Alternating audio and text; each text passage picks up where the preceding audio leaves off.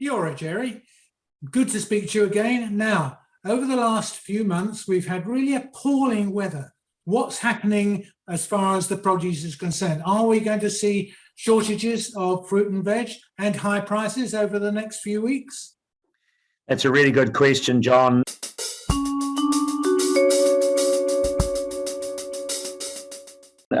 What we do find is the principles of demand and supply apply to fresh fruit and produce. So when produce is short, there is no question you will see an increase in price. But let's just clarify time of the year, what's happened. Your point about the weather for vegetable products is absolutely bang on. If I think about that weather-related activity that we've had for the last winter period, the ground has been sodden. That has absolutely put the vegetables, some of them, into a dormant position, almost an anaerobic position in terms of their wet feet in the ground and unable to sort of produce. And what that does is it basically sits. So the produce will sit in the ground. In some cases, you'll have growers that'll walk in, they'll pick that by hand. They may be able to get machinery in. So we get a small supply coming into the market.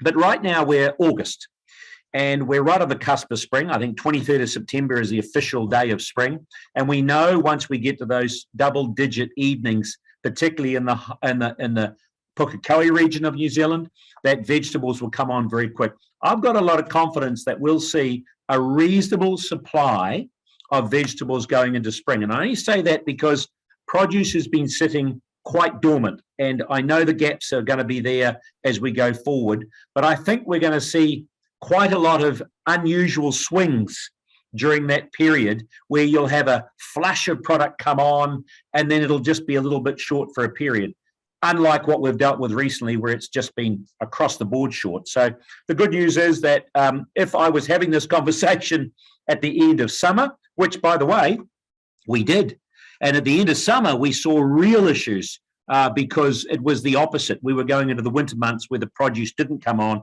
and that's really helped us go in this challenging period right the way through. But going forward, I think we're going to see reasonable prices. We're going to see reasonable supply. However, could I quantify that? The next biggest challenge we've got in the growing community now is simply cost. You know, you've got increased labor costs, you've got increased compliance costs, you've got increased fuel costs, you've got increased interest costs on loans and money for land, you've got the fertilizers.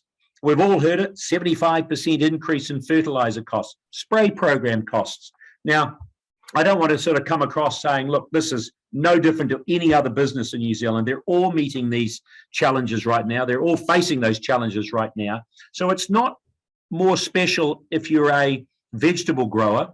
The reality is that those vegetable growers have to contend with a double whammy. They've got to contend with, if those crops require more work, it requires more labor just to get those crops out because of weather-related issues. So they've got a double hit for them in their environment. And the reality is the days of actually being a lower prices definitely have gone, and we've seen a new level in pricing. And an example of that, you and I, John, would have accepted the old days of $1.99 when that was an acceptable price, lettuce or a cabbage or whatever it might be. The reality is now they're $4 and $5. And what I want to do is just point out value. So if I think about a cabbage or a collie, a cabbage at $5 or $6, if a cabbage has got 1.2 kilos, for example, at $6 a cabbage, it's only about 40 cents roughly, you know, per serving, or 100 grams. So 100 grams of cabbage is still a lot of cabbage and delivering really good value. So it's about understanding what value is. You know, I come from the school where I was expecting everything to be $1.99. The reality is it's not $1.99 anymore. It's $4 and $5. But it's actually understanding where that value sits. Now, what it really does worry me is for some consumers, John, you know, that's a tough gig because they are really struggling with the cost of living. And I suppose the message is if we can educate, help, and advise people on how best to get the value, because eating 5+ a day, eating fresh fruit and vegetables, it's good for your health. It's actually good for your family's health, and you're going to have good, sustainable produce if you can understand the value.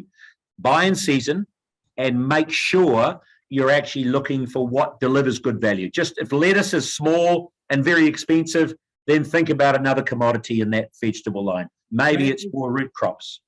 Those are good points, Gerry. That's wonderful. Thank you very much for your summing up, and we'll talk to you again soon.